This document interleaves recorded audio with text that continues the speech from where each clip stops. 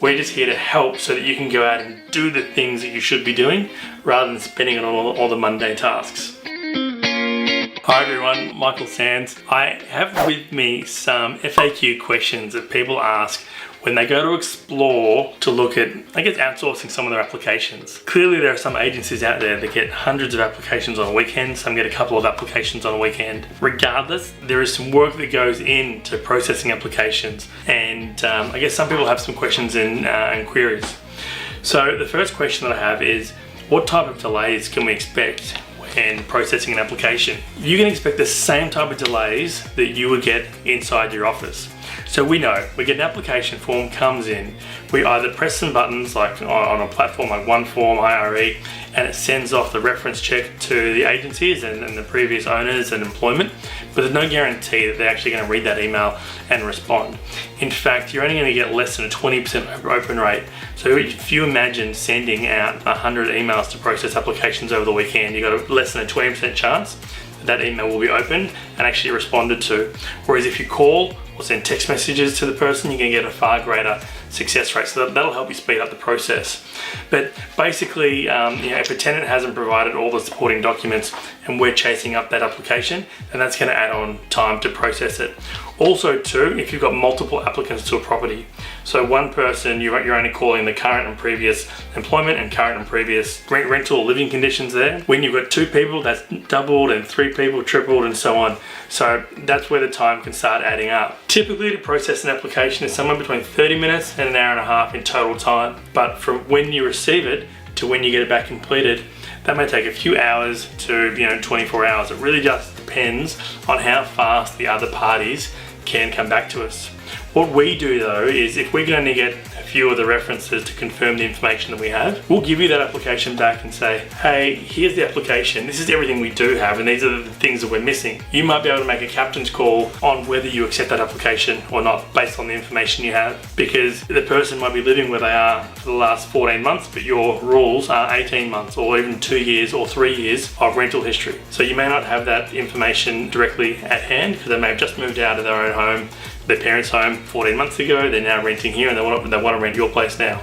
So we'll give you all that information for you to make a decision on there, but otherwise we'll just keep processing that application until we get all the information there. But typically processing time is between 1 hour and 1.5 hours, depending on how many applicants there are and depending on what your rules and restrictions are. Naturally, in the office, you might pick up an application form, skim your eyes over it and say, yep, I'm satisfied with that, I'm going to put them in. When we do it, being, a third party helping you with that application, we have to be really thorough. We have to make sure their income is okay, we have to go through it, and we have to give it that special level of attention so that we don't make a mistake and we don't give you wrong information to make the wrong decision. So we need to be quite thorough with that. What do we do to minimize those delays when tenants aren't giving us information? We'll call the tenant, we'll email the tenant, we'll text the tenant, we'll let them know, hey, tenant A, thanks for submitting your application. We're actually waiting on these 3 items from you. We can't proceed any further until we have this information. And then we would follow them up. But we would let you know also along the way what our delay is, just so you know. We also give you an end of day report so you can have a look at where all the applications are at. And we can use Inspect Real Estate, we can use OneForm, we can use Tenant Options, we can use whatever platform it is you're using for application processing. Do you do background and credit checks? Great question. The short answer is yes. So we use whatever platform it is that you use, NTD, Ticker, whichever one it is, to actually do those credit reference checks for you. We just use your account, we log in, we complete it because the tenant has signed your Privacy Act. Okay, another question. These are good questions coming through. What do you use to verify property details? Typically we'll use Price Finder and CoreLogic to verify if someone said they own the property that they currently live in, or they have a private rental and these are the owner's details. We use that information to verify who they are. Now, naturally, sometimes they don't have the ownership details on there for whatever reason, but we'll still dig on there too. Another method we use is we get people to provide us with a copy of their council rates. If they say they own a property that they've been living in, we get proof of ownership through that form too. We need to be sure that we tick all the dots on the I's and we cross the T's. Okay, here's another great question. Can you take over our leasing inquiry phone line? Yes, we can.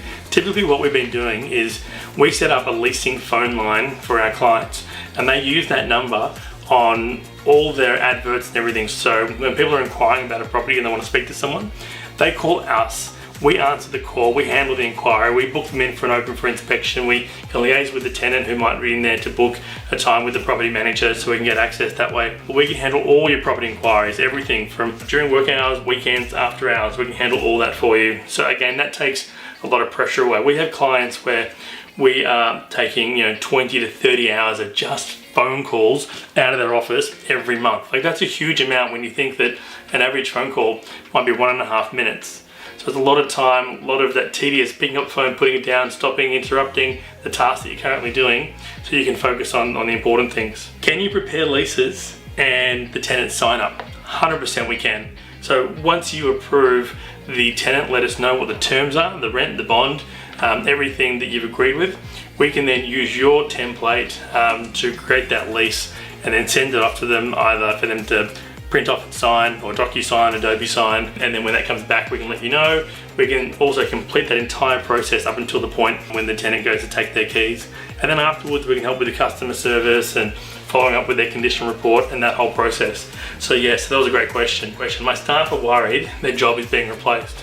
I guess when you start to bring in automation into any office, there is that fear factor that, is my job safe? Is my security safe? Never think that a work from home executive is there to take your role. Your role, being in the office or being part of that business on the front line, is to really work on customer service. Let your clients trust you, like you trust you, and so on. You want to be working on building the brand, building the business, and being relatable and human. Where we're able to help is, whilst we're human to your brand and your business and your team, we're not on that front line trying to bring in new business like you are, being the relationship manager. We are not there to take anyone else's job. What we do suggest is, though, when you give us the tasks, we then give you time back so that you can spend that time cultivating relationships, nursing new business, and going through that lead funnel that you've been working on. So we're not here to replace your jobs. We're just here to help so that you can go out and do the things that you should be doing rather than spending it on all the mundane tasks. I have another good question. Does it sound like we're calling or speaking with someone in Asia? The world is extremely multicultural, be that in America, UK, New Zealand, Australia. I think 1 in 4 people in Australia, for example, are from overseas. That's huge. 25% of people are from overseas. That is massive. And when you go generations further back, majority of people in Australia were from abroad. It's where you get to America, where it's generational, like significantly more generational. They were born in America. Same with the UK also. But New Zealand and Australia, a lot of the inhabitants came later on. We rarely get someone asking, whereabouts am I calling in Asia?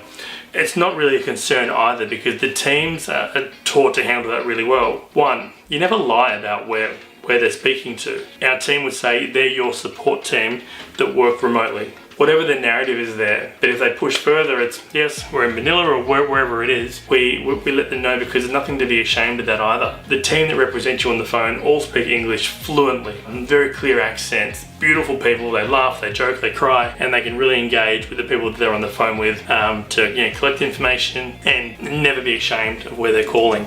I know there are some organizations, when you ask them that question, they always deflect, but that's not what happens with our team, especially your team that we help provide with you. How reliable is the internet? Great question again. We make sure that when people join our team, they have minimum internet standards. There are some areas around the Philippines, for example, where they have poor internet or rolling outages, which is extremely common. There are power outages, there are intense storms, and it means that they may get knocked out of electricity and the internet and so on. We make sure that the team have got excellent upload and download. The upload speed is very important, because when we're saving documents onto your drive, that's the upload speed. When we're making phone calls, doing reference checks, our voice going down the phone, that's upload speed. So we need to make sure that we have excellent upload so that your clients don't detect if there's a bad line or anything like that at all. In fact, I would bet that most of our team's internet is better than the internet that you have at home. It's clear, it's effective. Some of the things you need to be mindful, though, when the calls, we tell our team to make sure that any fan noise or background noise is absolutely minimal, because it might be 30 or 40 degrees Celsius where they are, and where you are it might be 6 degrees. And then air conditioning can also be a loud noise too. So we try to make sure all that behind the scenes noise is kept to a minimum. Good question. My friends told me that the electricity goes out all the time. It does. I mean, I know in Australia that we have rolling power outages too, when it's really, really hot, so they can preserve enough power so that everyone gets ample electricity throughout certain periods. Our team is spread throughout the entire Philippines, so we're somewhat safeguarded from the rolling power outages. While some of our team may go down from time to time because of those outages, we have the backup support of our team spread throughout on different islands and different parts of the Philippines in total. Great question though. Will I ever get to know the team if they live overseas? Absolutely. We want you to talk to the team. We want them to be part of your team. We're here as guides, helping them with training, helping them with any issues that they've got, making sure that everything else is ticking in the back end. But very much they're your team. We want you to video chat with them, call them, email them, message them. They're your team. And even if you want to go overseas and visit them, we'll make that happen. We'll get everyone in the room or the location. We can make that happen for you.